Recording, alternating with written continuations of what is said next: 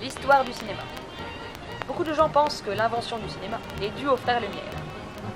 Ce qui n'est pas complètement faux, puisqu'ils sont les inventeurs du cinématographe, qui a donné le mot cinéma. Cependant, les premiers films datent d'avant cela. Sans remonter jusqu'au début de la photographie, l'invention des frères Lumière est avant tout une synthèse des expérimentations techniques et scientifiques qui ont mené au cinéma. Nous allons nous intéresser aux recherches et tâtonnements sur l'image en mouvement, qui nous permettent aujourd'hui d'aller regarder le dernier Avenger en mangeant du popcorn.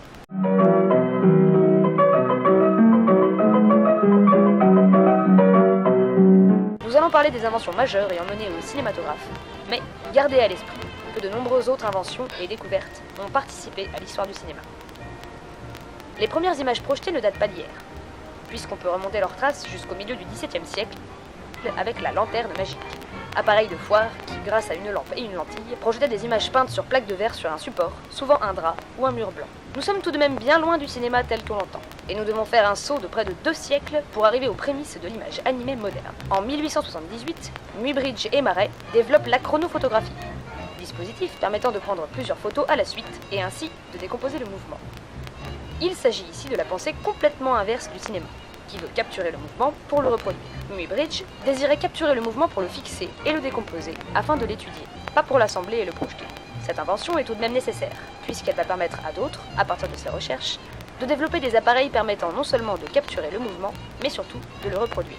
Le cinéma n'aurait pas pu voir le jour sans la recherche scientifique sur l'optique et la perception des images en mouvement. Beaucoup de personnes, encore aujourd'hui, pensent que si l'on peut voir du mouvement là où il ne s'agit que d'images fixes qui défilent, c'est grâce à la persistance rétinienne. Eh bien non. Si c'était le cas, nous verrions les films flous, un peu comme ça. Il s'agit de l'effet bêta, découvert par Wertheimer, mais déjà observé par Faraday en 1830, qui nous permet de voir des films sans avoir mal au cœur. Il s'agit du principe qui veut que le cerveau perçoive du mouvement à partir d'éléments fixes se succédant. Un peu comme ça. C'est d'ailleurs pour cette raison qu'il y a une bande noire sur les pellicules de films, afin d'empêcher la persistance rétinienne, et ainsi de percevoir le mouvement.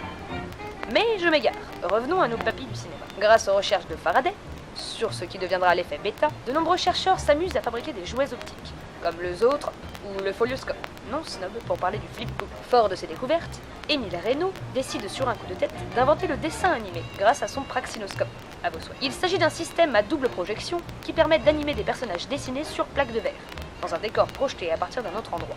Il n'y a ainsi pas à dessiner de décor sur chaque plaque et permet une projection publique. Partons aux USA, où un inventeur un peu sourd décide de donner le nom le plus comique possible à son invention, le kinétographe. Il s'agit bien sûr de Thomas Edison, une invention primordiale et révolutionnaire. Vraiment révolutionnaire. Le celluloïd change pour toujours l'avenir du cinéma. Inventé par Alexander Parkes et vendu par George Eastman, cette pellicule souple de 70 mm permet non seulement de capturer les images, mais en plus de les rendre par projection. Edison et son ami Dickson s'emparent de ce panacée, le coupent en deux, et créent en 1888 ce qui va devenir le format standard du cinéma tout au long du XXe siècle, le 35 mm.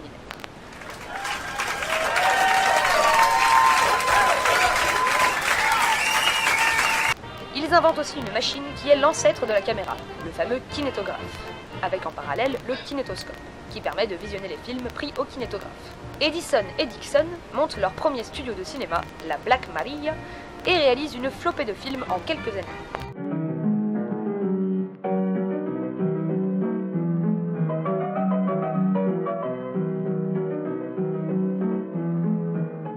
Ils ouvrent même des espèces de cabarets équipés de plusieurs kinétoscopes et leur donnent le doux nom de Kinetoscope Peep Show Machine.